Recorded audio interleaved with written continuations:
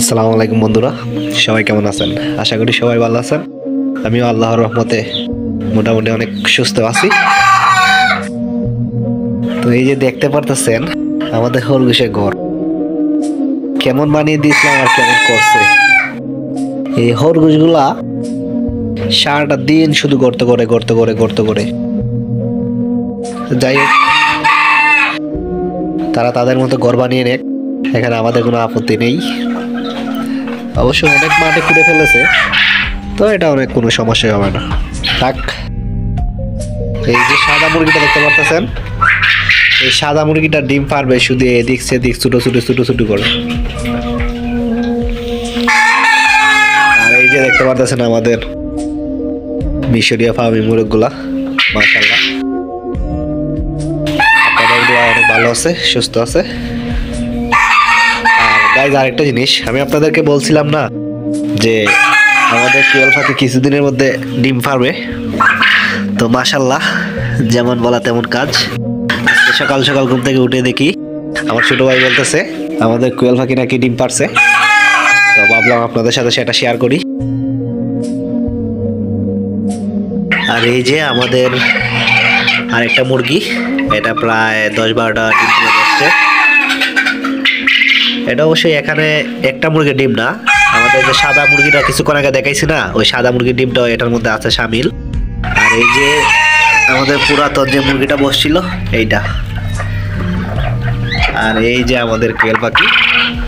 এখন কোয়েল পাখির ডিমগুলা কোথায় আছে একটু ভালো করে দেখতে হবে। ডিমগুলা দেখা যাইতেছে না, এই তো একটা ডিম দেখা গেল। আমি আপনাদেরকে ভিতর থেকে ভালো করে দেখাই। এই হলো আমাদের কোয়েল পাখির ঘর, দেখেন ভিতর থেকে কতটা সুন্দর লাগতেছে। আর এই যে আমাদের কাঙ্ক্ষিত ডিম, নিচে পারছে 2টা, আর উপরে ভালো করে দেখা যেতেছে না। আমি ভালো করে ভিতর আপনাদেরকে দেখাবো যে কোয়েল পাখি ডিম আছে কি না।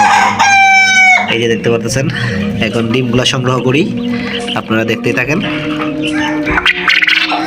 তো এই যে গাইস দেখতে পাচ্ছেন আমাদের কোয়েল পাখির 2টা ডিম। এখন উপরটাকে ভালো করে দেখবো, ওটাকে সেইভাবে ভিতর থেকে দেখতে হবে যে ডিমগুলা পারছে কিনা। এখন আমাদের তো ডিমগুলাকে এখানে রাখি।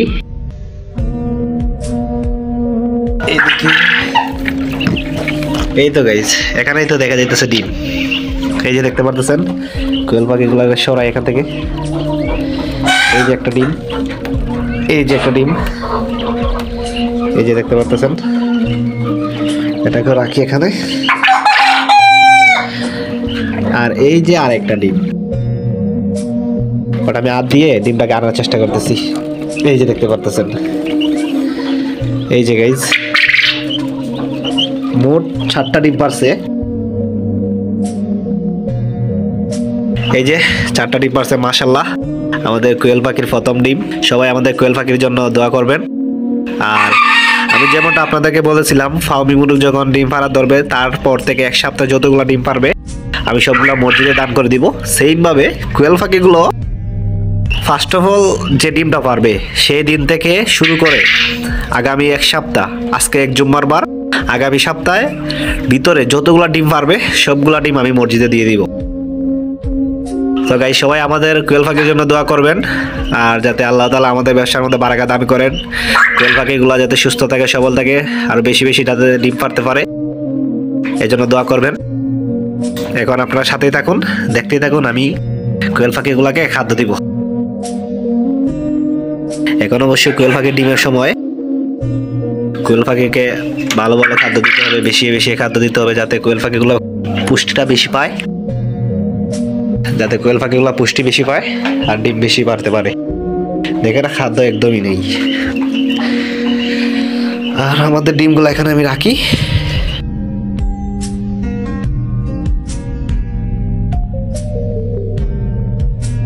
মাশাআল্লাহ ডিমগুলা দেখে ভিতরে অনেক আনন্দ জাগতেছে। এখন আমি কোয়েলগুলাকে খাদ্য দিব, আপনারা সাথেই থাকুন, দেখতেই থাকুন।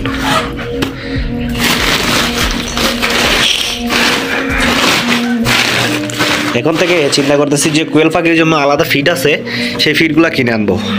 কারণ কোয়েল পাখির যে ফিড, সেই ফিড খাইলে পরে কোয়েল পাখির অবশ্যই ডিমের পরিমাণ বাড়বে, পুষ্টি পাবে বেশি। তাই আলাদা করে কোয়েল পাখির খাদ্য আনতে হবে। এই যে দেখতে পারতেছেন এদিকে যে খাদ্যগুলা পড়ে, এই খাদ্য খাওয়ার জন্য মোরগগুলা বাচ্চাগুলা সবগুলা ছুটে আসে। দেখবেন গাইজ এখন খাদ্য দিতে দেরি হবে, কোয়েল পাখি আসতে দেরি হবে না। এই যে দেখতে পারতেছেন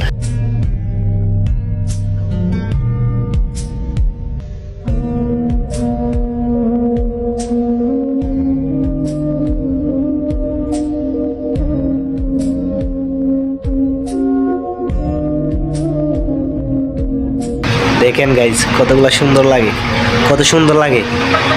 আমাকে দেখেই সরে গেল, আলো দেখে ভয় পায় তো। আচ্ছা এগুলো খাক, আমরা নিচেরটাকে দিই।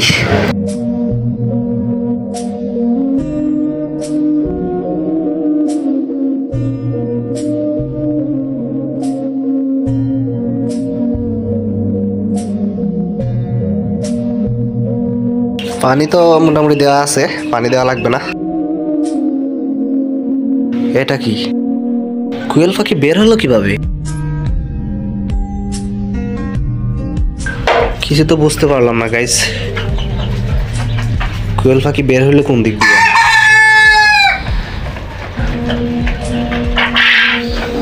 এরকম ভাবে তো কোয়েল পাখি বের হওয়ার কোনো প্রশ্নই উঠে না। কোনটার থেকে বের হলো?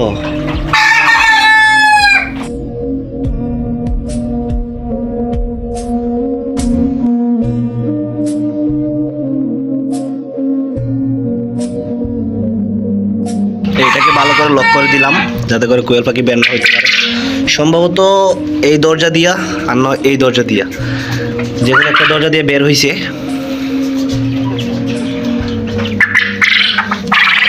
তো গাইজ আজকের ভিডিওটা এই পর্যন্তই। আশা করি সবার কাছে ভালো লাগবে। যদি ভিডিওটা বিন্দুমাত্র আপনাদের কাছে ভালো লেগে থাকে তাহলে প্লিজ আমাদের চ্যানেলটা সাবস্ক্রাইব করে পাশেই থাকবেন। ধন্যবাদ সবাইকে। আল্লাহ হাফেজ। সালামু আলাইকুম।